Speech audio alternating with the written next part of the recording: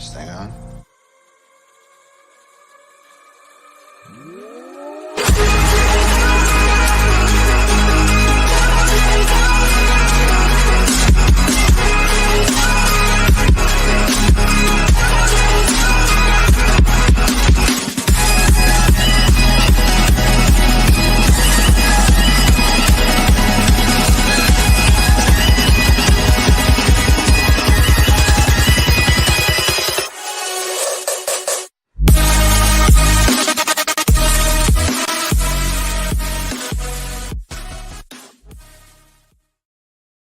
What is up, everybody? Welcome into another episode of The Cut. I'm your host, Christian Williams, and I am here, as always, with Randy Hall. Randy, how are you, man? Doing really good. Another pretty good weekend up here. Getting used to the environment up here in Milwaukee. Shout out to Sweet, who says he loves our interviews because he thinks we're stupid, which is perfectly fair. And the only thing I would take from a friend to say to us. Yeah, that's fair. Did you have fun at the Brewers game? Yeah, it was good. Stadium's pretty nice. I am going back there next week with my parents who are coming up, so should be fun. So it was nice. I haven't tailgated in a while, so that was really nice. Good stuff. Well, we mentioned last week, too, that we would talk about Thor Love and Thunder at some point, but Randy hasn't seen it yet, so we'll probably do that next week. It's a bit early, too. I know we do spoiler warning, but a little over a week. Yeah, the Monday that it came out is probably not ideal, but we'll give people 2 weeks to see it and stuff. So, but tonight we will be talking about the NFC West and the depth charts with regard to fantasy football. So each of the fantasy relevant positions, we'll be doing what we've been doing for the last few weeks, just with the NFC West. We will also be doing a 0 running back versus 0 wide receiver dueling mock draft.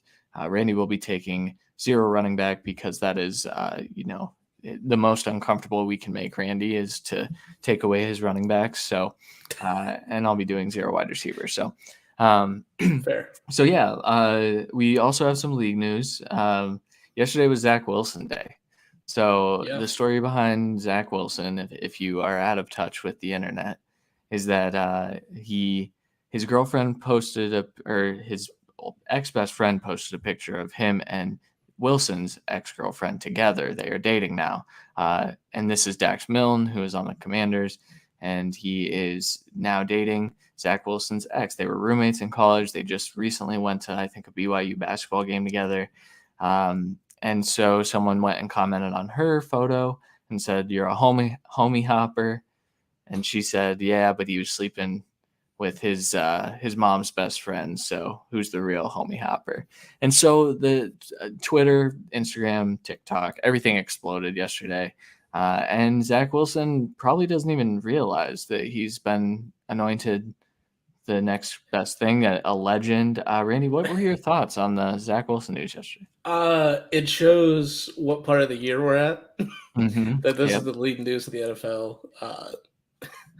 I do. I mean, it's a fun story. It's, I don't know parts I want to comment on necessarily for other reasons, but it's fun, and I think it became a little bit of a meme and kind of took the internet by storm for a day and a half. I did see a little bit more of it today. I think TikTok's having a field day with it, which is fun. So I'm sure we'll get some good content out of that to laugh at between us too. But yeah, I mean, it seems it's not a shock though, because I remember like in the draft process, I know he took like 2 chicks to high school prom, and like it seems like his vibe, That is definitely his thing. We've seen that power in person before with some of our friends, and this is true. But I will say he went to BYU, man. Like that's the part that makes this the funniest. I think is like he was praying the whole time. That's the whole point. Yeah, I guess so. But so there's no news is really what we're saying. Yes, exactly. Other than the Zach Wilson stuff. Still waiting on the Deshaun Watson stuff. We talked about Baker Mayfield last week. I mean, it's not league news, but it's, fantasy football news. Scott Fishbowl drafts started really last week, but all of the online drafts started today at 10 a.m. And Randy and I are picking from the 111, and we are in vastly different areas of our drafts right now, which is how Scott Fishbowl goes. Randy, you said you just picked your 7th player? Yeah, I just picked 7th. A pretty strong start. I try to do it from memory instead of looking at my phone. Dak Prescott, Travis Kelce. Oh boy, who was that start? Yeah, Joe Mixon, Javonte Williams, Justin Fields, and DK Metcalf and Brandon Cooks. Not necessarily that order, but yeah, strong start. Very close. Justin Fields was a bit earlier, but yeah. And I went Russ with my first pick. I followed that with CMC, which I was really happy with, and then I actually passed on quarterback, and I went with Aaron Jones. And so we're taking some risks here, but I kind of like it. In fairness, I did the same thing, but Fields got back to me. It doesn't look like that's happening for you, unfortunately. No. And you got lucky with the quarterbacks to start. I had 9 of the 10 picks before me were quarterbacks. So I got Dak as the 10th quarterback in my division, which I think is pretty good value. It's just it felt like I was keeping the trend, but it was the last of that tier, man. Yeah, I mean, they even took Brady before me. I couldn't do anything on the turn back either. Yeah, see, I would have double tapped quarterback, but the 2 picks behind me were Dak and Aaron Rodgers. And so I would have taken one of those 2, but I didn't really feel like going Brady there. So especially with McCaffrey on the board, scoop up the value. I feel pretty confident in my running back room with McCaffrey and Aaron Jones, but I have a lot of picks to make, and I am very nervous about my QB2. So we'll see how it goes. Hopefully we're finished by the next show. You will be. And maybe we can give a little bit more in-depth breakdown. But I'm definitely happy with the start. Balanced rosters, the best way I can put it right now. Yeah, which is a little strange for you, but I like it. I dig it. I also realized that I got burned by Russell Wilson last year in Scott Fishbowl, and so I think I just made it it was injury, and I mean I think I like him more for fantasy this year than I did last year anyway. So okay, that's it. Good luck to everyone drafting in Scott Fishbowl, and like we said, we'll keep you guys posted with how things are going and how we feel about our teams next week. So, all right, let's get into the NFC West, and we are going to start with the San Francisco 49ers. We do have to talk about the quarterbacks. The quarterback room, Trey Lance, Jimmy Garoppolo, Nate Sudfeld, and Brock Purdy. Running backs, Elijah Mitchell, Jeff Wilson, Trey Sermon, Ty Davis-Price, JaMychal Hasty, and Jordan Mason. Wide receivers, Deebo Samuel for now, Brandon Ayuk, Jawan Jennings, Malik Turner, Danny Gray, Ray McLeod, Austin Mack, Marcus Johnson, Keyshawn Johnson, Tay Martin, and Taysier Mack. And then tight ends, George Kittle, Charlie Werner, Ross Dwelly, Tyler Kroft, Jordan Matthews, Troy Fumagalli, and Tanner Hudson. The report came out today that Jimmy Garoppolo is likely going to be traded before the end of the month. The Seahawks have explored it, and that seems to be the only suitor at this point, but you never know. You really never know. First, I guess the first question, do you think Jimmy's getting traded this month? Yeah. We're getting training camps opening up, I believe, either this week or next week. So it bakes in the injury risk starting. So we'll see with that, whether he ends up getting hit with that. I'm curious on the asking price with the Baker trade, if they're just going to go for the same thing, try and eat a little bit of the salary. I know you made the joke of the Deebo, and obviously he's not paid because they still have Jimmy G on the roster. And once that happens, that transition will happen as well. However, they couldn't trade Deebo if they wanted to. Did you read the rest of that list at wide receiver, right? It's pretty rough. It's dog shit. It's so, but I do think Jimmy G gets traded. I think the Browns are also on that list. I think the Bucks are on that list. Just for future, possibly kind of bring him into the fold to replace Brady, which is hilarious. I get it, but it's better insurance than Kyle Trask, especially because we haven't heard good things about him either. He's the QB3 right now. Yeah. I mean, Blaine Gabbert still got that backup role sealed, so that's not good. Dude sticks around. I appreciate that. And with the Browns, depending on the Watson suspension, which should be this week, we're supposed to kind of hear Hopefully. if it's the full year, I think they would try to make the move to bring him in to compete with Brissett because there's really nothing behind him either. Josh Dobbs. Exactly. So it'll be a fun time. But Seahawks make sense, but they also don't make sense from what they keep saying.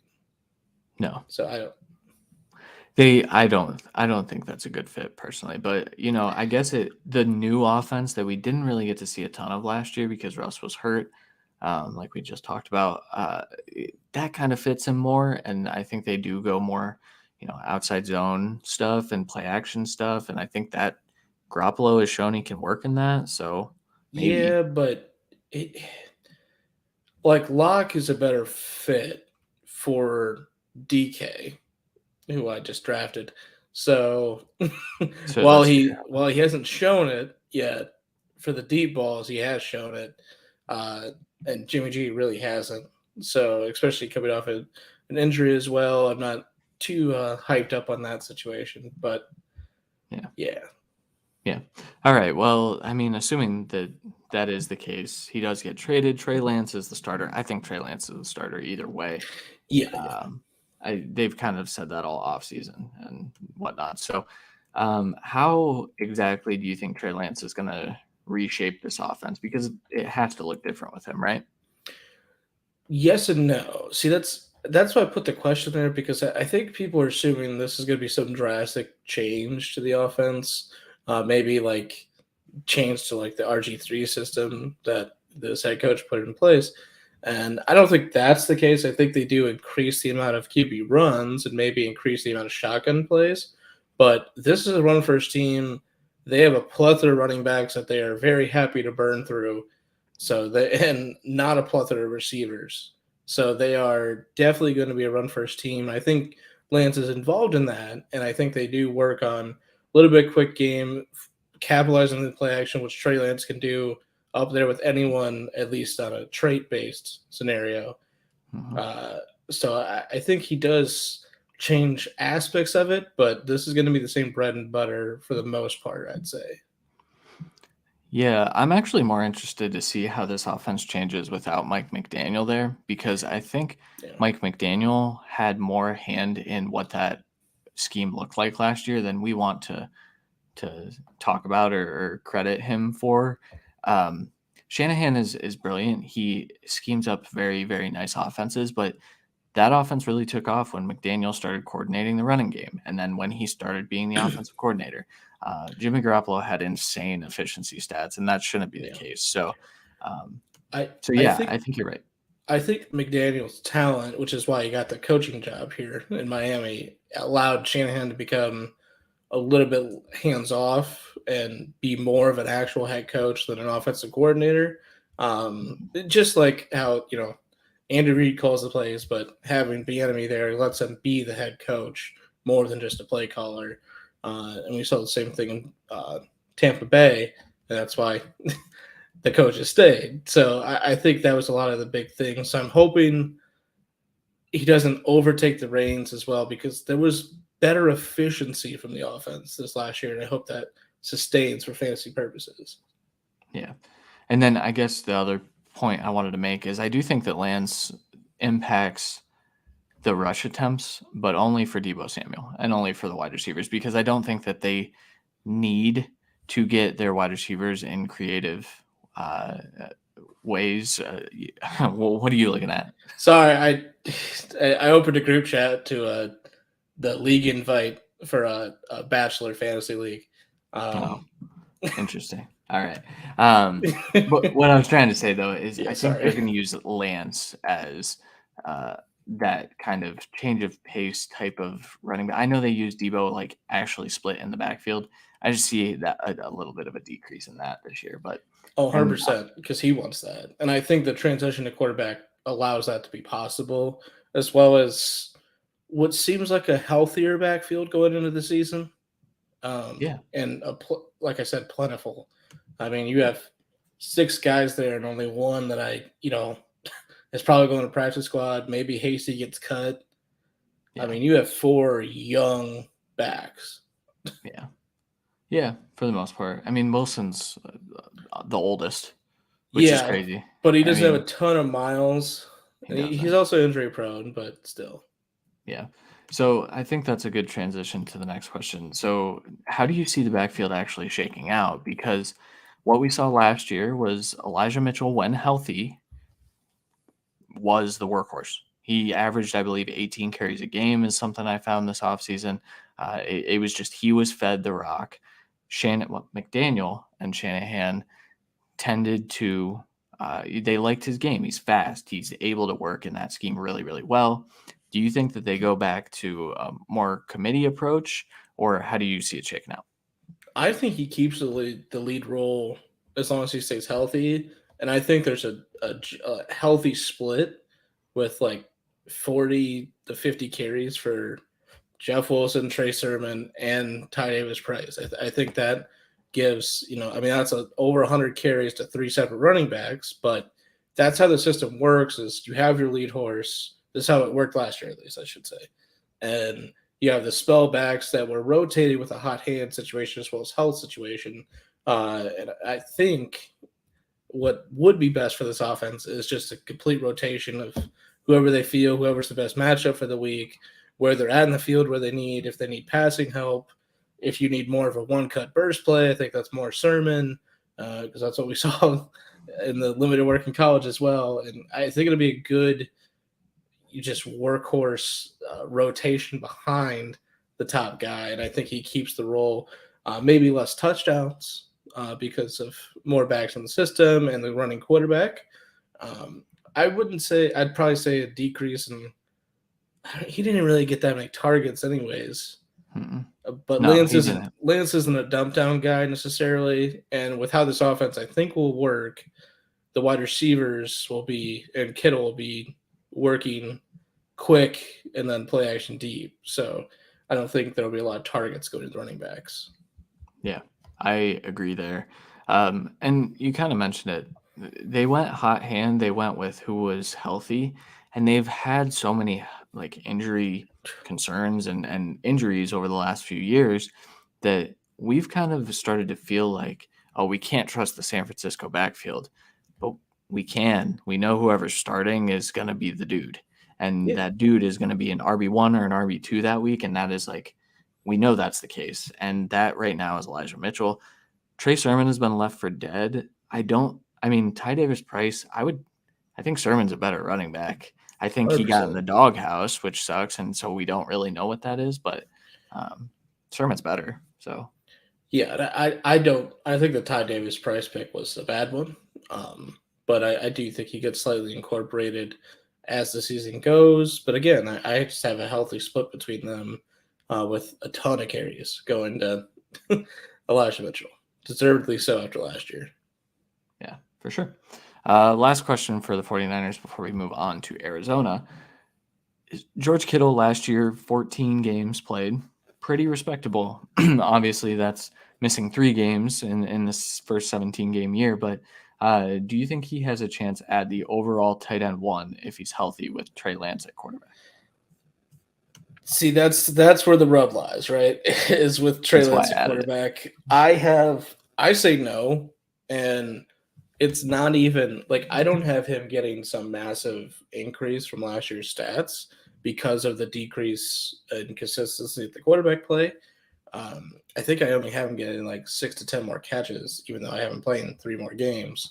But I have him getting more yards, I believe, and another touchdown or 2 because that's what Kittle fucking does because he's a monster. But he's going to be asked a lot to block, and that's what he loves to do as well. So I think he's going to embrace this role and really just kind of be really, really good for fantasy. I think I have him as the tight end 3, I believe, but I just have Kelsey burning his last edge of his career this year, basically, which is sad to say, but with the amount of work I'm expecting him to get, especially early on, I think he's going to get burned out. I'm not sure if I'm hoping he stays healthy, but I mean, we saw that with Waller last year. He got hella targets early. He got banged up. People are down on him this year because of it. Obviously, there's influx into the offense as well, and that's kind of the opposite of this, which is why I think Kelsey just is unstoppable this year, with Andrews being a very close second as the top target on his team as well.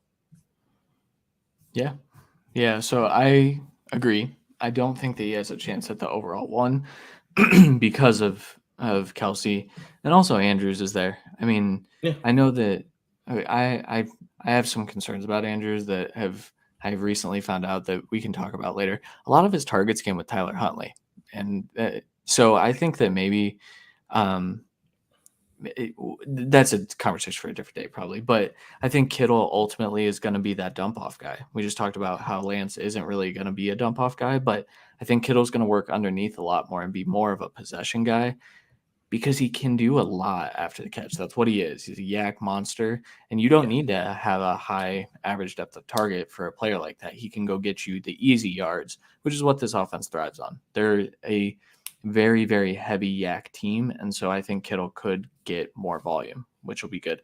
I think I have him actually decreasing in yards because I do think that his targets do come closer to the line of scrimmage, but his catches up and then a tight end 3 finish, assuming that he stays healthy. Now we know that that's kind of a long shot with what we know Kittle to be, but we'll see. 14 games is good. I have him getting 8 more targets, 6 more catches, and 30 more yards. Same touchdown. No, 1 more touchdown.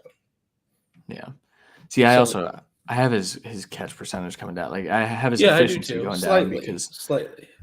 The catchable throws are probably going to be similar. Garoppolo is not like an on the money type of quarterback, but Lance, I mean, he throws hard all the time. We'll see if that's changed.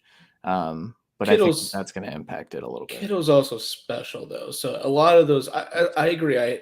That's why I have the offensive passing efficiency going down, so his numbers don't increase as much as they should, given same offense.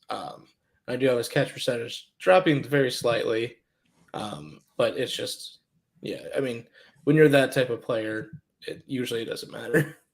Yeah, for sure. All right, let's move over to the Arizona Cardinals, the running back room. James Conner, Darrell Williams, Eno Benjamin, Keontae Ingram, TJ Pleasure, Jonathan Ward, and Ronnie Rivers. Wide receivers, DeAndre Hopkins, Hollywood Brown, Rondale Moore, AJ Green, Antoine Wesley, Andy Isabella for now. Probably not, unfortunately. Greg Dortch, Christian Blake, Andre Bacalia. No, I don't know. Yeah, that's super. Italian names. This does. Yeah. Damn it.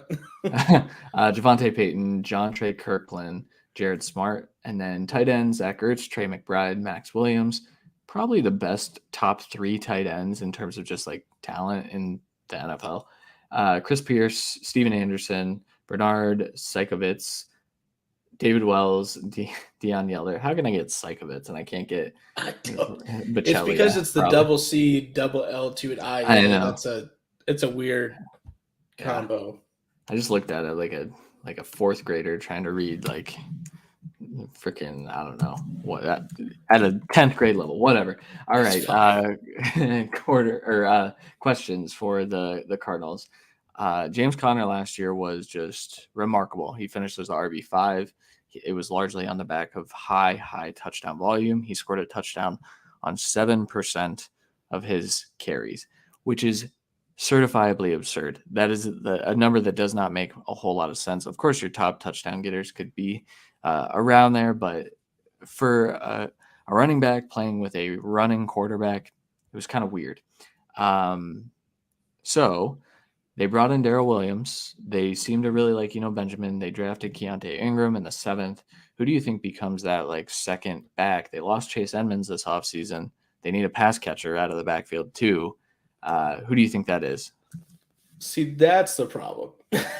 Is I don't think. Well, so James Conner is a relatively good pass catcher, anyways. So I think he gets basically a workhorse role. I do have him only playing 15 games. I've said this multiple times that I've been all about just giving everyone 17 unless I know you're not because of predating injury.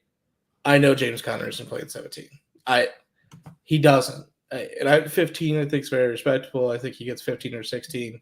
It's just what it is. So I have Darrell Williams getting rushing. I don't really have any targets going to anyone else. I think he is the secondary back. I just don't think I don't think any of these guys are a good enough pass catcher to warrant such an increased workload, especially with 4 receivers, possibly 5 that need targets and are going to be on the field a lot, as well as 2 to 3 tight ends on the field a lot.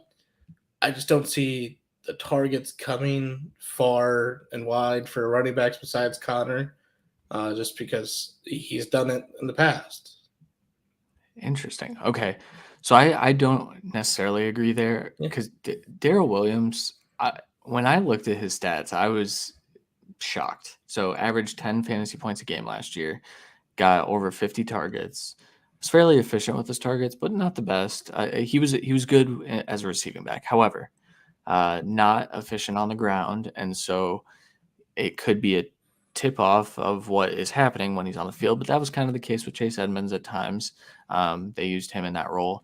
The wrinkle here is that Rondale Moore is probably going to get a more unique set of targets. I think that maybe they could use Rondale as a Debo Samuel, like not Debo Samuel, different body types, not the same type of player.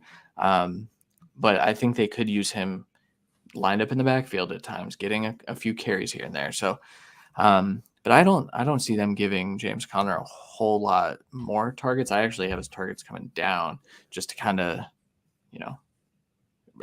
hold off the wear and tear that's already there. So, yeah, I mean, I have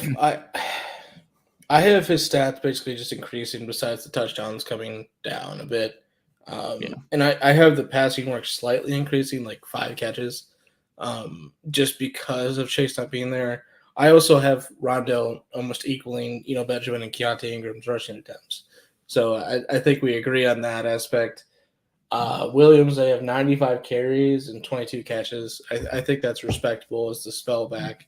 And enough work in the receiving game, but I also agree that I think Rondell gets that variety role, not to, I think, to more realistic level to what Debo wants, actually, so he's not basically a bruising RB2 for your team, just kind of a gadget here and there.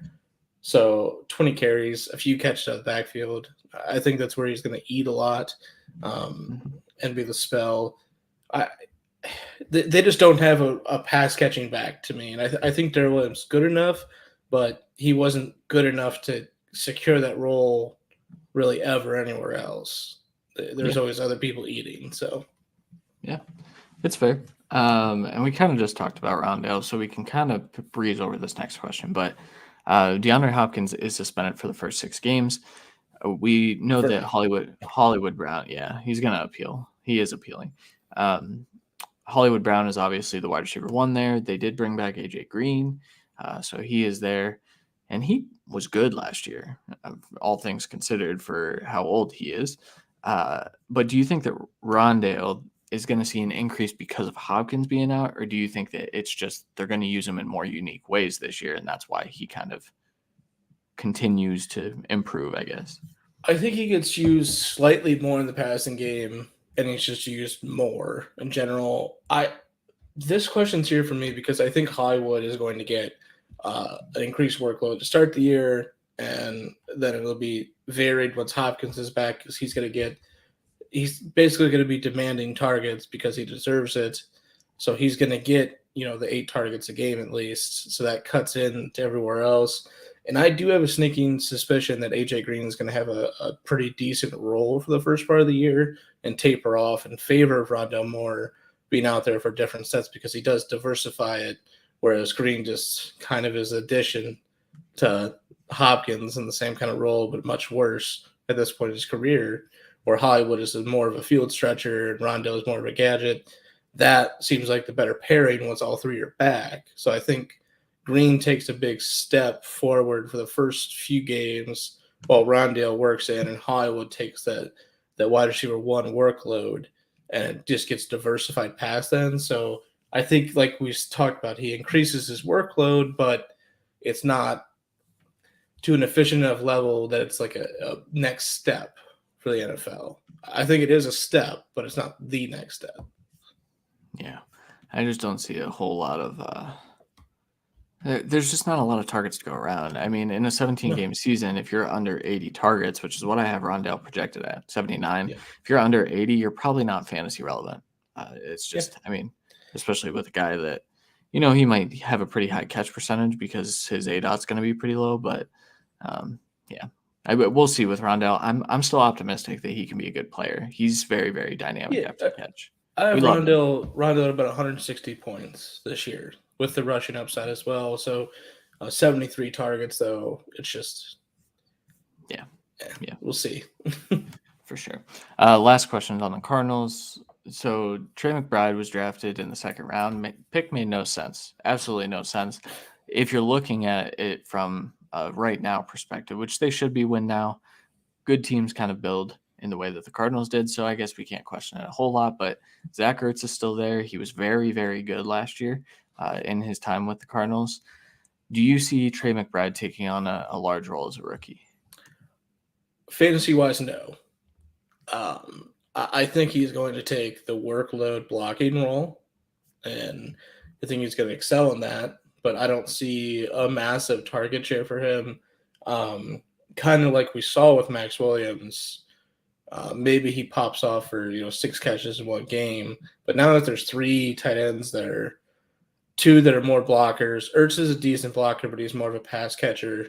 And again, another guy that should see an increase in targets to start the year. So I think McBride does get some work and maybe an increased share down the stretch, but I think the only way he truly gets fantasy relevant this year is if Ertz gets injured, which is a possibility, but we'll see. Yeah. For what it's worth, I do think that, I mean, we kind of know what Ertz is at this point. He's kind of the James Conner of tight ends, and that I kind of feel comfortable projecting an injury for him. Unfortunately, that's just kind of what it is. I don't like doing it, but that's where I could see maybe McBride takes it. Maybe he doesn't let go, but it depends on when that injury comes. If it comes at the end of the year, it won't matter a whole lot. So, or if it never comes, then you never know. The other thing you have to remember, Max Williams is viewed as a massive team guy and a leader. So he's not going to get no role. He's going to get playing time, and that's going to eat into it as well. Yeah, for sure. I think McBride's a really good dynasty asset. I just think 100%. That looking at him from a 2022 perspective is just kind of bleak. I just don't feel great about it. I think I have him averaging like 4 fantasy points a game. Not great. Yeah, it's kind of the start like Cole Kmet got, where you're like, well, he's not really going to be a workhorse to start it. I think he might get a quicker turnaround to be the workhorse, to where Kmet has that chance this year. I think he has a quicker path to it, but it's the same situation where there's an incumbent veteran that's still performing at a high level, especially in the red zone, and it's going to really decrease the value of the rookie coming in. And for what it's worth, Ertz right now is better than Graham was when they drafted Kmet. By far. At least legs wise, Yeah, for sure. He still has the legs. Yeah. All right, let's move over to the Los Angeles Rams. Running backs, Cam Akers, Darrell Henderson, Kyron Williams, Jake Funk, Xavier Jones, AJ Rose, Raymond Calais. Wide receivers, Cooper Kupp, Allen Robinson, Van Jefferson, Tutu Atwell, Ben Skoranek, Brandon Powell, Warren Jackson, J.J. Koski, Landon Akers, Lance McCutcheon, tight ends, Tyler Higbee, Kendall Blanton, Bryson Hopkins, Jacob Harris, Roger Carter, Jamal Pettigrew, Kyle Markway, Jared Pinkney. I think I want to start with the running back room here because there's been a lot of debate over Cam Akers versus Darrell Henderson this year. We haven't really seen a ton from Cam Akers, and a lot of people are drafting him as if he is the workhorse. Have you kind of projected him that way? Do you think that they lean more on Akers this year, or do you think Henderson still has a pretty big role? I have them leaning on Akers a little bit. I mean, the thing is, I think Henderson will continue to have a big role for health purposes because they're not going to run Akers into the ground because they know he's the vital piece. But when it came to the playoffs, him coming back way too early from an Achilles injury, they gave him every chance they could. So I think that shows that he's the lead back. I actually have him statted as the RB20. which is probably shocking to a lot of people, but it's because while I do have him with 260 carries, I have Henderson with 120 and Kyron with 26. And then I have 37 catches for Cam and 37 catches for combined Henderson and Kyron. So I think they are going to have a 3-back system. Let Akers take the role. I think he has increased touchdown workload possibly, but obviously from last year. But I gave him 7 touchdowns, and I think that's very, very fair, and 2 through the air. But he isn't the best with security in football, so I do have an increased fumble percentage for him. And I just think that they're going to continue to use a multi-back system for more of a health reason than a talent reason. Just especially early in the year, they're going to even if he does start off strong like that, I think they're going to taper it off and give other guys more looks, more weeks. It's just a smart thing to do. You get the worst thing that could happen for this team is injuries again. If they stay healthy, they're a Super Bowl contender, no question. Yeah, probably the favorite. We normally like to make the reigning Super Bowl champs the favorites if they got better, and they kind of. I can argue that they didn't, but I can also argue that they did, depending on what Allen Robinson is. But exactly, that's really the only addition that matters to me. But it also comes with the subtraction of Odell Beckham, who was really good for them down the stretch. So down the stretch, though, not the whole year. That's the thing. That's true. So regarding Akers, I don't think he's top 10, 12, 15 even. I have him at RB 18, so we are on similar wavelengths. I do think that he has a pretty big receiving role, and I say pretty big. 40 catches for a running back is really good, especially when it's in an offense like this. So I have him at 43. Yeah. Especially with how much the top 2 receivers of this offense need targets. Yeah, so for sure. Let's take this over to Allen Robinson. We mentioned him. Allen Robinson was very much so checked out. He was done with Matt Nagy. He did not like the direction of the Bears. It was very apparent when he was playing. He would quit on plays. Pretty toxic. Not great. But a lot of people think he still has it and still think he's talented, and the age. He's only 28, but he's got a lot of miles. Do you think Allen Robinson has a bounce back year where he could finish as a top 20 guy? The top 20 is where I'm going to push back. But I mean, he's pretty far down. He's below Hollywood Brown and Sutton for me. So I believe that's wide receiver 26 because he's right ahead of Renfro. But I mean, I have him with a very, very healthy workload, especially for a guy that hasn't produced in 2 years, really. It was 2 years ago that he finished as the back end one still with Foles and Trubisky. Yeah, mostly so Trubisky. I have him with 112 targets, 75 catches, just under 1,000 yards, 7 touchdowns. So to me, that's a return to a high workload. But he is the wide receiver 2 in a team, not the wide receiver 1. And the wide receiver 1 is a PPR guy that needs to be fed targets to be as efficient. And this offense has to feed him targets to be efficient as well. So I do have Kupp's numbers coming down because they have to. And and I do think there's an increased touches for him. But I also think Van Jefferson gets a little bit more of an efficient workload. And I think Tutu actually has a role this year. Not a plethora of a role, but I just don't have their numbers increasing. Like I have Stafford with 11 less throws. I think it's like 8 less completions, 200 less yards, 250 less yards, 4 less touchdowns. So an overall downtick in the offense, but that's also with more of an RB1 in a multi-back system back instead of injury-prone running backs where Stafford had to win through his arm. So yeah. Plus their defense. I mean, it was good last year, but it is improved. It is very, very good with freaking Mac. Who else did they add? They brought back Troy Hill. They have just a ton of dudes. Who do you say? They don't have Mac. No, they don't have Mac. That's the other LA team. That's what I was like. That's Chargers, right? Not that crazy. Yeah. They did bring in. They brought in defensive help. There's no question. They did. I don't remember who it was off the top of my head, but yeah, me neither. They actually lost Von Miller. They might have a worse defense. He might have to throw more.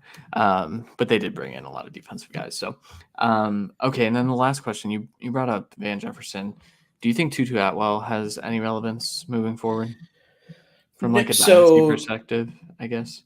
No, but I think we actually see something from him. Again, he was injured last year. He was their top draft pick the year before. So I think he gets. I have him at 19 catches, 30 targets. I mean, it's not a big target share, but I have him 274 at a touchdown. Where I don't have it statted out, and I think he could be used is as a gadget guy for the offense. I don't know it's statted out because I haven't seen it from him fully. I haven't seen him healthy. I haven't seen this offense use that kind of guy. I mean, they did it with Robert Woods, but it was more of the play action concept than actual rushing weapon. It was part of the movement of the offense to then get to the play action. So you get a couple carries a game, couple get one, and we saw that a little bit with Odell last year, but I don't see why that has to be him. And I think he's going to be hard for him to get on the field unless he's doing gadget stuff. That's why I don't have him statted as a high, but I think there is a chance he carves out a bigger role depending on what they want him to be. I just don't know what they want him to be. That's the problem. Tiny little guy, so we'll see. Shouldn't have been picked there either. Yeah, that was terrible draft pick. One of the worst draft picks I can remember in a long time. And I'm a Browns fan, so okay. Let's move on to the Seattle Seahawks. So quarterback situation, we've kind of already touched on it with the Jimmy Garoppolo news, but right now it's Geno Smith, Drew Lock, and Jacob Eason. We'll get to that in a second. Running backs, Rashad Penny, Ken Walker, Chris Carson with an asterisk. We'll talk about that, I'm sure. DJ Dallas, Travis Homer, Darwin Thompson, and Josh Johnson. Wide receivers, DK Metcalf, Tyler Lockett, Freddie Swain, Cody Thompson, Marquise Goodwin, D. Eskridge, Penny Hart, Derek Young, Bo Melton, Deontez Alexander, Aaron Fuller, Cade Johnson, Kevin Cassis. Jesus.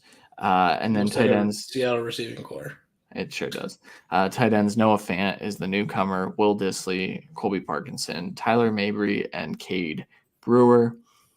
Who starts at quarterback? That I don't know. Who should start is Drew Lock. Yes, I agree.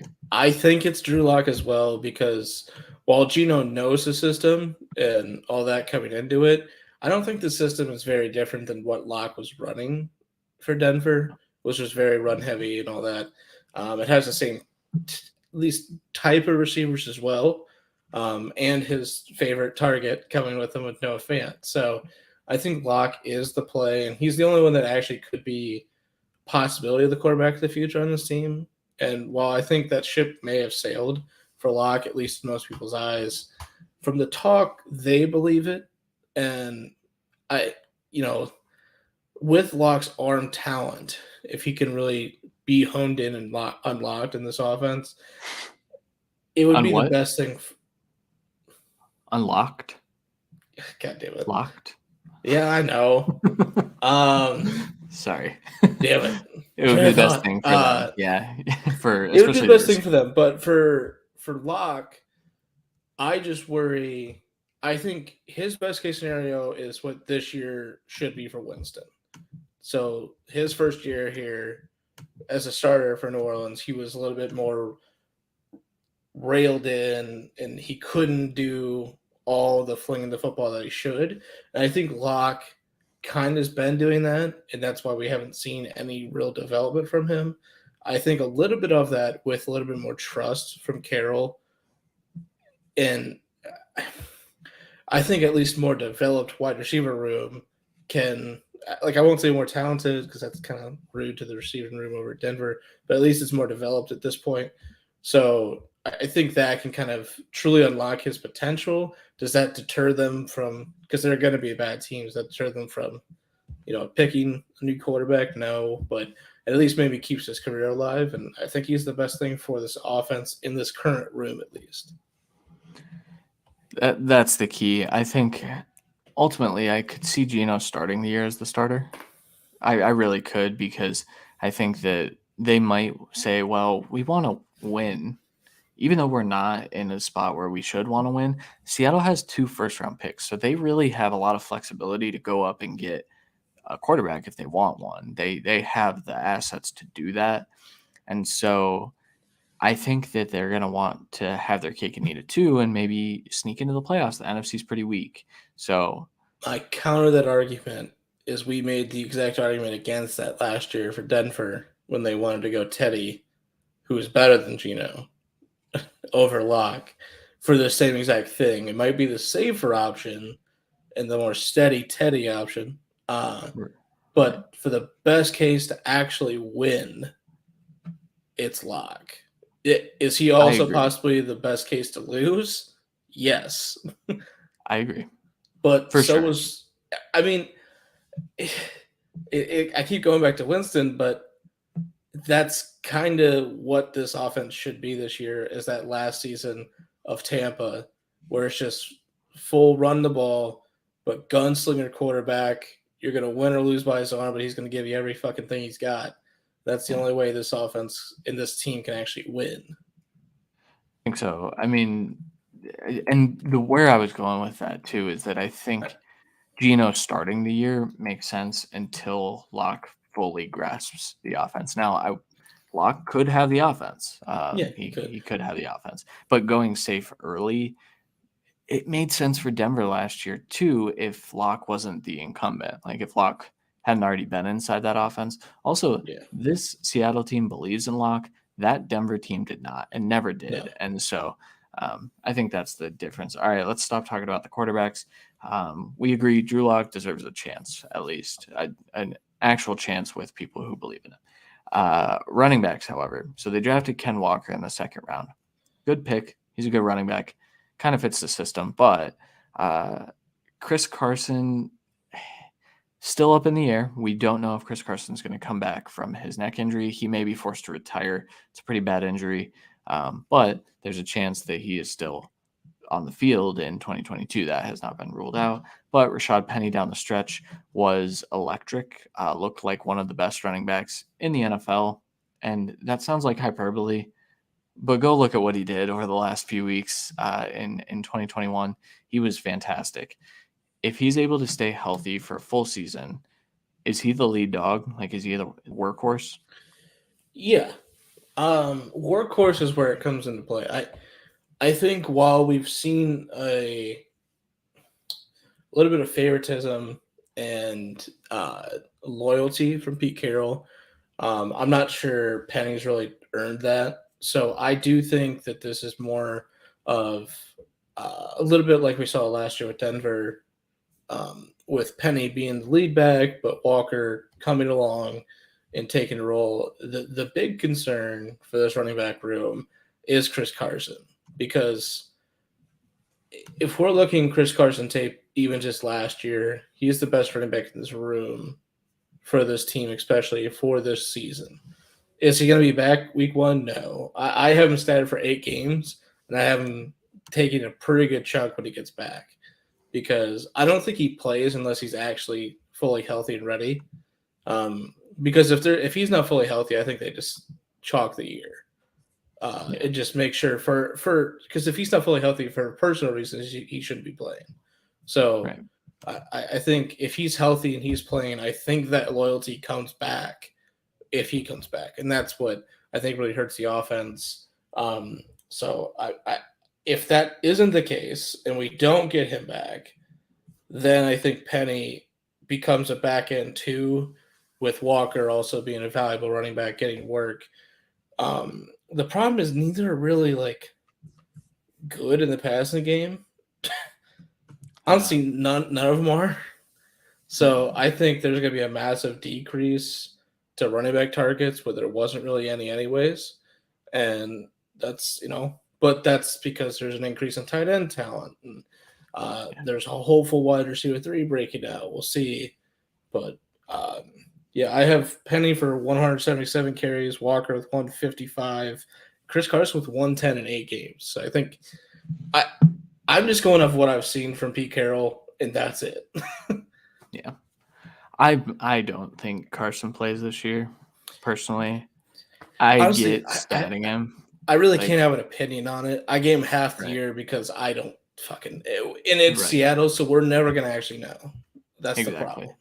We might know when camp rolls around and beats get to ask, even if they get an answer, we can't trust that answer from Seattle. We've been proven that they're not a reliable source to the coaching staff. That's true. So if Penny stays healthy, I think that they slowly start to work Walker in, but I think it's very much so Melvin Gordon, Javonte Williams, close to a 50-50 split. And that's a good thing for the offense. But like you said, the pass catching, Carson's not a great pass catcher either, and they fed him targets. That was the old offense, though. Remember, they brought in a new offensive coordinator, and we kind of saw them use the running backs in different ways last year. So I'm intrigued. It's a really hard one to project. And right now I have Penny averaging more fantasy points. I think he gets in the end zone a little bit more than Walker. So and I don't have any other questions other than no fan top 5 tight end. Top 5, probably no. Top 12. Do you think he's a tight end 1 this year? I believe I'm tight end 1, yeah. Okay. Sounds good. I have him pretty high. I'm kind of a lunatic with Fant because I do think Locke does take the job at some point, and I think that will matter. I have him at tight end 9. Let's roll. I'm ready. I actually have him at 14. I think touchdowns would be the reasons why. That's fair. I think other guys just barely edge him for that. All right. We need to do our mock because we're running super low on time. Yep. So we don't need to explain it, but if you missed the start of the show, we are doing a 0 running back versus 0 wide receiver mock draft. Randy will be taking the 108. I will be taking the 101 because I want to start my 0 wide receiver with Jonathan Taylor because why wouldn't I? Of course I do. And so I just spoiled my first pick, but that's okay. Who cares? Yeah, we knew that was going to be the case. So I am on the clock. I took Jonathan Taylor. Game over. I win the draft. Yeah. All right. Oh, that sucks.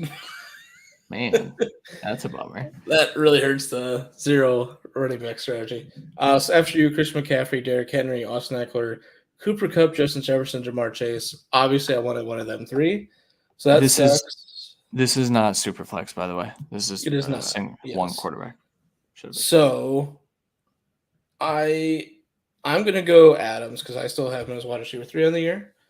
I think that's still a phenomenal start for the wide receiver heavy strategy. Joe Mixon, Najee Harris, Dalvin Cook, DeAndre Swift, Travis Kelce, CeeDee Lamb, Nick Chubb, Alvin Kamara off the board after that. Jesus, man. Mike Evans. No. Diggs or Hill or Debo, I think, are the best options here. Or Andrews or Pitts or Kittle. That's why it's going in.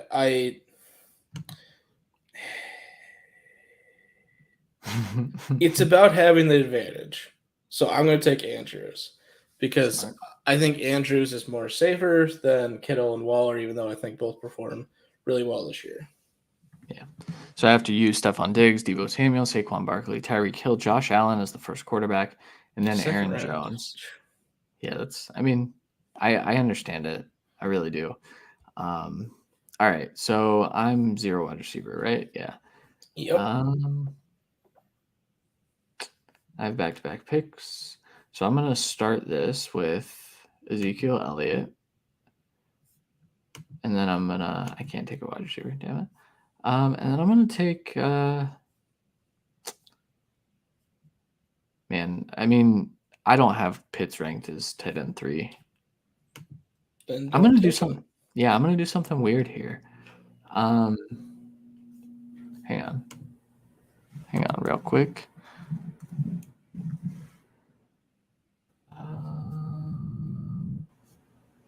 I don't remember who my QB2 is.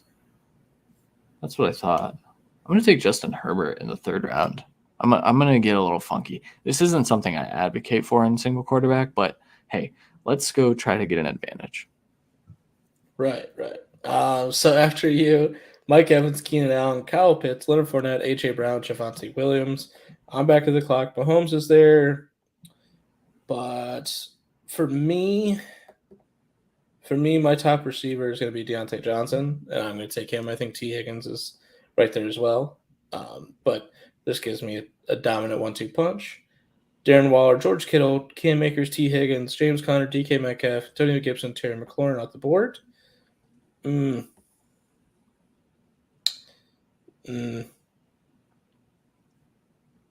I do it now or do I wait? I'm going to do it now. I'm going to take Mahomes in the 4th.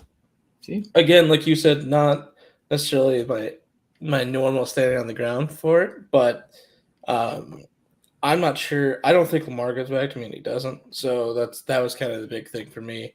And again, about dominating the other positions. Yeah. After me, Jalen Waddle, Michael Pittman, David Montgomery, Lamar Jackson, Breece Hall, Amari Cooper, then you. Okay. Yeah. So then I want J.K. Dobbins. And sorry, I'm deep in thought because this is a strategy that I haven't used in a long time, but I'm very intrigued by it because, gaining an advantage at the running back position, going kind of robust running back essentially is what this is. But here's the kicker. I think I want T.J. Hawkinson here. I think the difference between Hawkinson and a couple of these other guys that will get back to me in the 6th is too vast to pass up. That's fair. All right. So after you, DJ Moore, Courtland Sutton, Travis Etienne, Elijah Mitchell, Clyde Edwards-Helaire, Josh Jacobs. Are we doing can't do 5 or? I say yeah. Don't touch running back yet. I would say 7. Let's get real funky with it and see how it goes. That's just mean. Or through 6, you can pick them in the 7th on your way back through. Okay. So I'm going to go. So I think Godwin is a great option here. Obviously, I went quarterback, so I'm not going Joe Burrow, Kyler Murray here because it's a 1 quarterback. I don't need 2 of the top ones. I get you have a trade piece then, but the quarterbacks are devalued. Drafting people to trade them necessarily isn't what I want to do. If I draft a robust amount of wide receivers, doesn't mean I'm going to trade one. It just means I have the best wide receivers in the league. So I'm going to go Mike Williams here for that exact reason. I have 2 safe, consistent options. I want the home run guy for my flex now, and that's Mike Williams. Jerry Jeudy, Chris Godwin, Joe Burrow, Miles Sanders, Allen Robinson, Damian Harris, Amon-Ra St. Brown, and Kyler Murray off the board. My last forced pick here. So I think Hopkins is tempting only for the fact that I know he can just sit and then become at worst my wide receiver 4, but his teammates there, that's a big upside. Getting a tight end 2 here would be nice as well, but I'm going to go Brandon Cooks and get the safety option as well. And just, I mean, that receiver core is pretty ridiculous to me, and there's no holes to it for me. After me, Ken Walker, Michael Thomas, Dalton Schultz, DeAndre Hopkins, Marquise Brown, A.J. Dillon. Back to you. I am very bummed that A.J. Dillon came off right before me. That is certainly a bummer. And the problem I have here is I would never take a running back here because I'm I don't even – so Tony Pollard's my highest ranked. I picked Zeke already.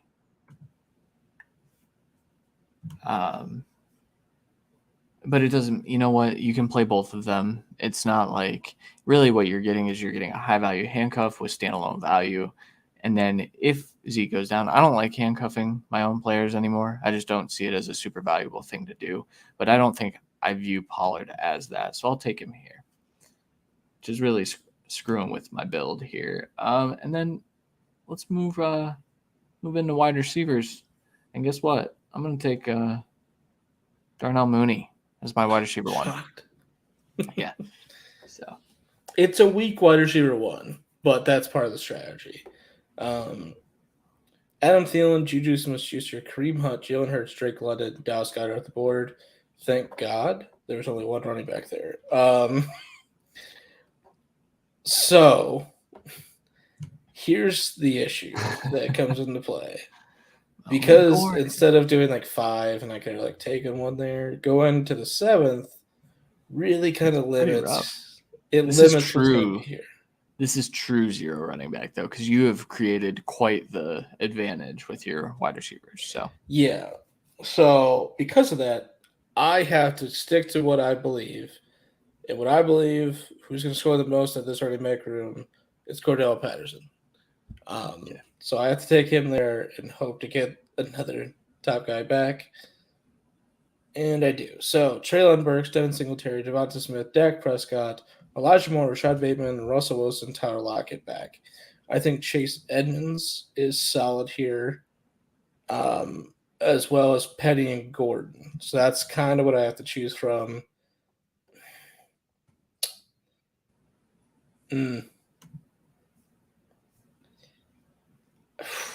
It's the longevity of Edmonds, but he's also not. I'm going to take Penny for the chance of him. If he can somehow continue that domination of that 5-game stretch and really take over as the one and be really a running back one in the league, I just hit the jackpot there. All right, I'm going to take someone who's kind of been left for dead here first. So after you, Tom Brady, Zach Ertz, Gabe Davis, Hunter Renfrow, Chase Edmonds, Dawson Knox. I think Robert Woods is the wide receiver 1 in Tennessee. I think we've talked about this before, so I won't harp on it a whole lot, but I just think that's a pretty good pick at this point. And then I'm to the point where I don't think that this player will make it back to me, and I don't have options here, and I need to start taking shots for my third wide receiver, and I'm going to go ahead and take Jamison Williams and hope he gets on the field super early. I do have TJ Hawkinson. That doesn't give me a whole lot of pause. They're going to work in different areas of the field. I think they can both be fantasy relevant together. Yeah. All right. So after you, Aaron Rodgers, Baron, Chris Olave, James Cook, Matthew Stafford, Garrett Wilson, I took Melvin Gordon. This guy I was considering last pick as my running back 3. I think that's solid. Gives me a solid flex play every week if I need it, even though I don't. After that, Pat Freiermuth, Chase Claypool, Christian Watson, Sky Moore, Mike Gesicki, Alan Lazard, Michael Gallup, Trey Lance. There's some running backs I kind of like here, but I also think it's kind of not – it's not something that I think is so star-stopping that I can't go somewhere else. And because of that, I think Carr just locking up an incredible quarterback too in the same division would be kind of fun, but I'm not going to do that. I think for me it'd be between Christian Kirk, Cole Kmet, and MVS, and this should be Kirk. I want that on the record that this should be Kirk as I go MVS. Mainly, so it's also the stack, but reports coming out are that he's leading the camp at the wide receiver room. I'm going to take the shot as his ADP is still this low. At the current ADP, that should be Kirk. I'm just being plain and simple. Yep, it should. After me, Michael Carter, Ramondre Stevenson, Christian Kirk, Russell Gage, Isaiah Spiller, Derek Carr. He's always deep in thought, this guy. I am, because here's where I went upside last pick. And so I feel like a safety net, like a guy I can for sure throw in the flex. Tyler Boyd or Jarvis Landry, those feel like that type of guy. They always are. It's pretty safe players, but Boyd has a lot of talent around him. Jarvis, I'm not sure what kind of talent is left in him. I don't think he's very good anymore. But I also think that he could be peppered with some targets this year. I'm just gonna go Landry, and then I do still have to take an upside shot here because I'm not out of the water here. My wide receiver room sucks, and I hate it. But also, I feel like it's a better pick to come back over to running back and take Rachaad White from you. So, man, yeah, I'm gonna do that. I'm just gonna go ahead. I'm gonna skip over my former love, Ronald Jones, take my new love, Rashad White, as just a guy that I could play in the flex. Fair. So after that, Kadarius Toney, James Robinson, Hunter Henry, Alexander Madison, Ronald Jones, Tyler Boyd off the board. I think I can wait on a tight end too. I think I can wait on a quarterback too. So do I want to tap wide receiver again? I think that's a no. I'm going to take running back, and we're going upside here. No, see, he's not upside. That's the problem. Who? Pierce. Like Pierce and Mack aren't upside. They're consistency. That's what I'm going to assume from Texans. I feel like Hines is the upside. That's what I'm going with as well. I think Hines is the upside. There's just not a lot to upside there, unfortunately. Damian Pierce, Cole Kmet, Kirk Cousins, Tua Tagovailoa, Kenny Galladay, Irv Smith, Deshaun Watson, Darrell Henderson off the board. Oh, shit. Shit. What are you shitting? I'm taking running back, and that's the shit thing. So the shit thing is I could take Tyler Algier as the young gun in the Atlanta backfield and kind of guarantee I get that backfield. The problem being is not a good backfield. It's not a good team. And while I do like Algier's talent, I would rather take the guaranteed starter, and I think that's Marlon Mack.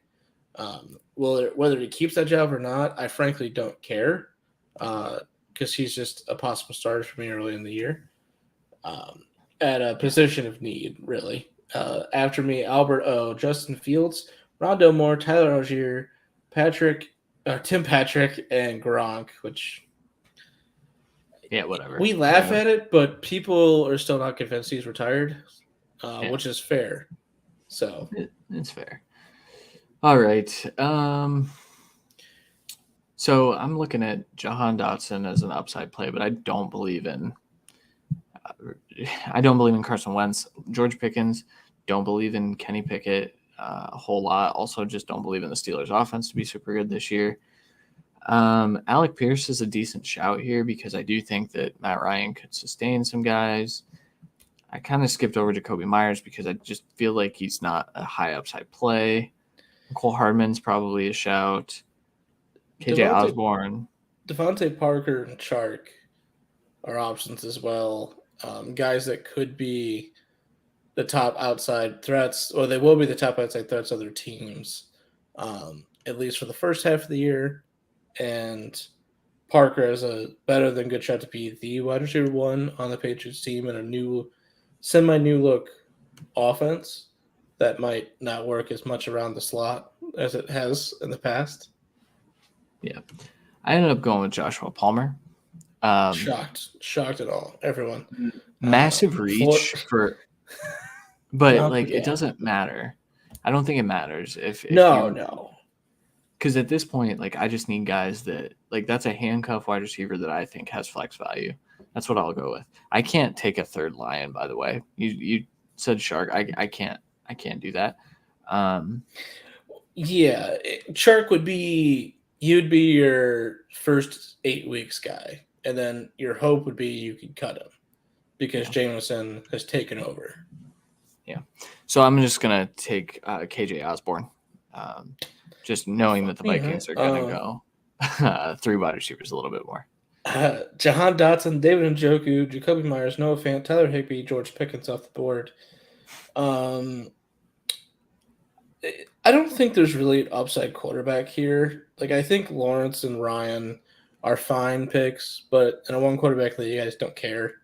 When I picked a guy that I'm never going to not start in Patrick Mahomes, I don't think getting his bye week darling is really that big a deal. And I think Andrews brings the same kind of concepts for tight end. So I think I can kind of wait on it. But here's the thing. There's only really one tight end left that I think has a chance to break out.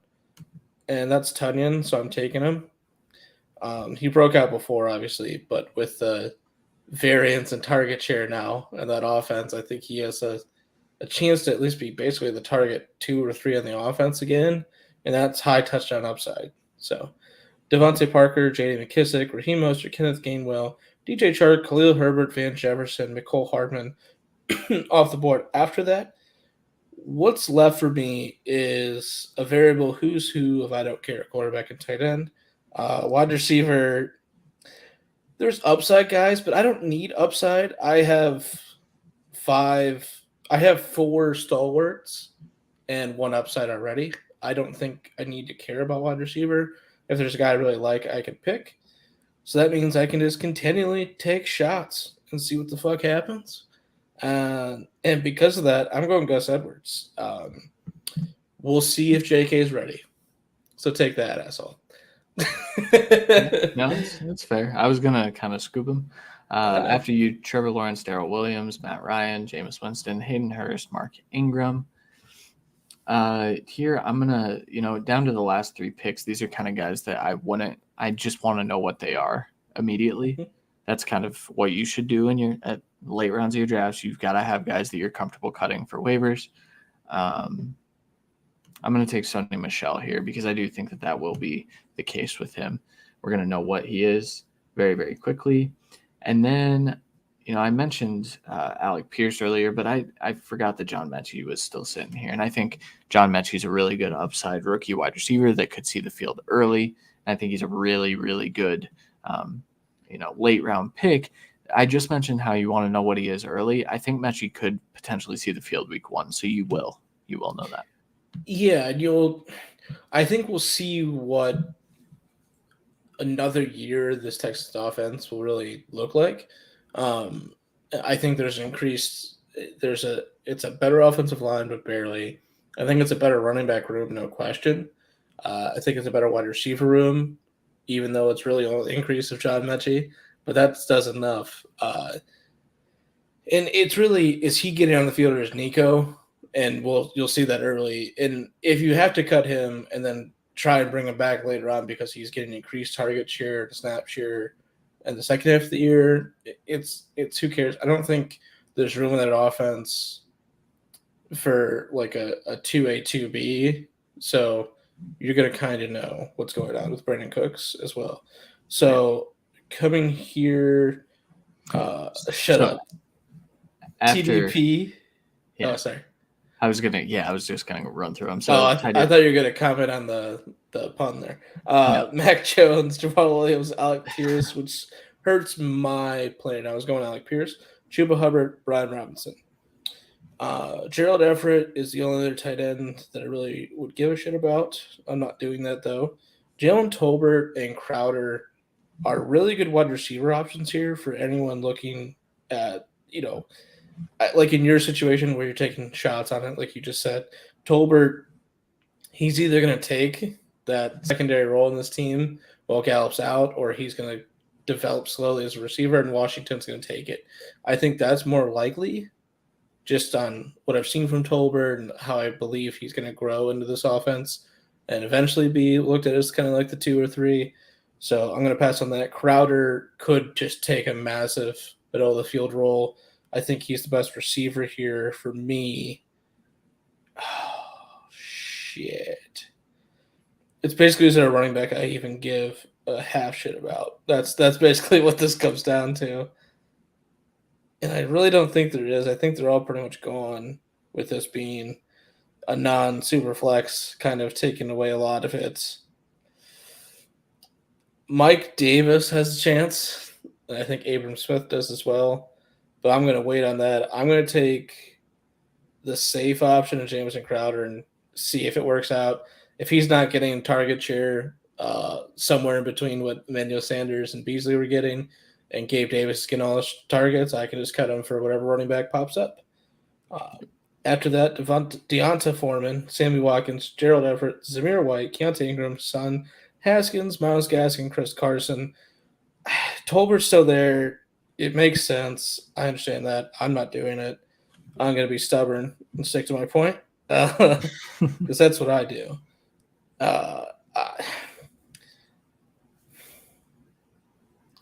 these quarterbacks aren't good enough to take the shot on. Sterling Shepard, bro. Just go get him. Sterling Shepard's still there, seriously. Yeah, he's so far down in sleeper ADP. In most of your drafts, I think drafting Sterling Shepard is a good idea, folks. Like, I'm 100% taking Sterling Shepard. There's not. I was literally going to take Dearness or Mike Davis for what it's worth. But yeah. Yeah, and my last pick here. Trey Sermon, Dearness Johnson, Jalen Turbo, Kenny Drake, James White, Samaje, P. Ryan off the board. You have the final pick. Pierre Strong, baby. Pierre Strong is going to be my last pick in every single draft, even though it makes no sense because I can get him off waivers. But you know what? I'm going to drop him if he doesn't do anything week 1 anyway. So, but I won't drop him because he's getting on the field. So I'll go first because I think mine is the grossest.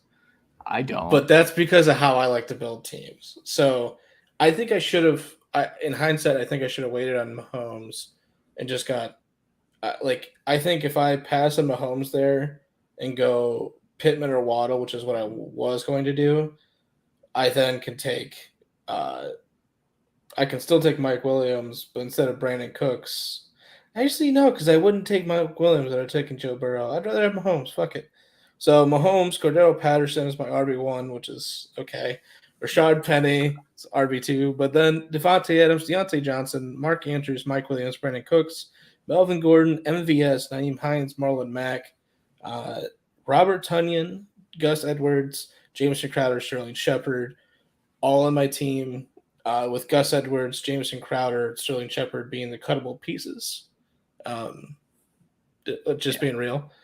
Tonyan not really, Mac not really. I think he keeps a role at least to start the year, which is what I need. So, yep, I actually like yours more than mine. So mine, Justin Herbert, Jonathan Taylor, Ezekiel Elliott, good start, like that. Big fan. Darnell Mooney, Robert Woods, T.J. Hawkinson, J.K. Dobbins, Tony Pollard. I do like my starting lineup. It's after that where I feel just disgusting. Jameson Williams, Jarvis Landry, Rashad White, Joshua Palmer, KJ Osborne, Sonny Michel, John Mechie, and Pierre Strong. Now, it is important to remember, your bench doesn't – it matters. It clearly matters. And building a good bench, a solid, deep bench matters. But if you have a starting lineup that stays healthy, that you are comfortable with, I guess I don't mind this roster as much as I thought I did. So here's my thing. I think Pollard is why I like my team better because I don't like that pick. Mainly because he's a starter for you. But he wouldn't be on a weekly basis. He's your last flex right now. And until James Williams, Rashad White, Mechie, someone really takes over, he couldn't Jarvis go in that role?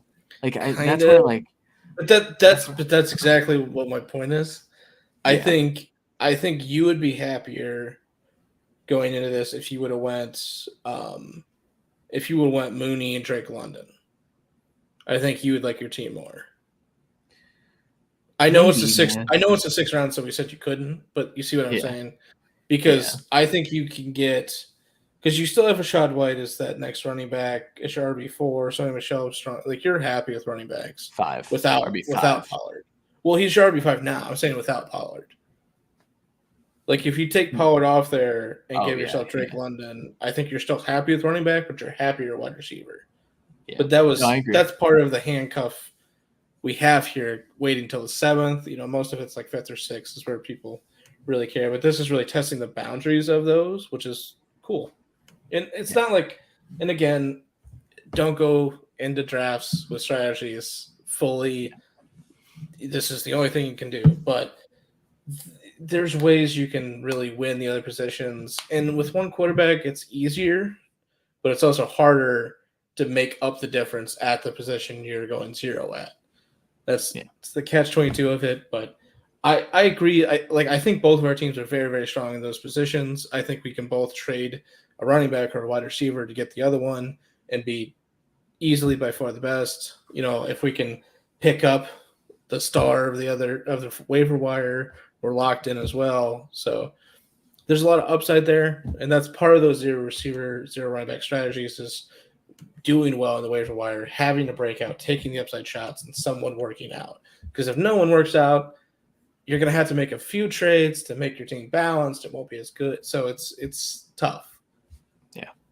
Yeah, going in with like a set strategy, this value-based drafting, at least for the top half of your draft, is always the way to go. I mean, just to play the board and kind of be flexible in your strategy. Even if you think you have a set strategy, the draft doesn't go the way you plan for it to go ever, really. Like it's very dynamic like that. So, but that was it. Neither of us like our team, so we won't be doing those strategies. But I feel like if we were just done 5 rounds of the strategy, just like I kind of said, I think you would if you could trade Pollard for a top receiver you like, at that range, I think you'd be a little happier. I think if I could have gotten a better running back one, I think I'd be happier. But because if I can kind of have a hero running back in that 5th or 6th round, and then go Patterson, Penny, and Gordon, I'm ecstatic. It's just I have 3 RB2, RB3s trying to hope one breaks out. Yeah, not ideal. All right, that will do it for this episode of The Cut. Thank you guys for listening. Thank you guys for joining us if you did on the live feed. Remember, we do go live every Monday night on YouTube and Twitter, 10:30. Better Call Saul's back, so that's why we had to push a little later tonight. But it won't. I think we'll be earlier again next week. So, if you guys have any questions about like Scott Fishbowl strategy or anything like that, we might be able to put you into like group chats if you haven't found your way there. But I know those drafts are ongoing if you're drafting in them. And if not, know about it. You can sign up for Scott Fishbowl 13 already, I believe. So you can. And I believe some satellites are still drafting, like you said. I think Warrior Bowl might still be drafting, like beginning drafts and all that. So there's other, like charity, like programs and stuff you can get involved in that can be really fun. So yeah, for sure. And next week, I don't know what we're talking about. I feel like we're close to being done with the depth charts, but not there yet. We should be close. I think next week is AFC South. So I think we just have the South left. And then also we'll figure it out. I think it's between like hero RB and then like best ball strategy and a bonk. So we'll kind of figure out which one we want to do which week and go from there. Or maybe a different thing. Who knows with us? But it will be AFC South. I know that because I'm going to do it tomorrow. Yeah, that sounds good. All right. We'll also probably talk about Thor next week. So we should, stay tuned for that. So, all right. Anything else to add before we bounce? No. All right. Well, everyone, again, good luck in your drafts. And if you guys have other fantasy drafts upcoming, we are open for questions as well. But for Randy Hall, I'm Christian Williams. We will talk to you guys next Monday. Later.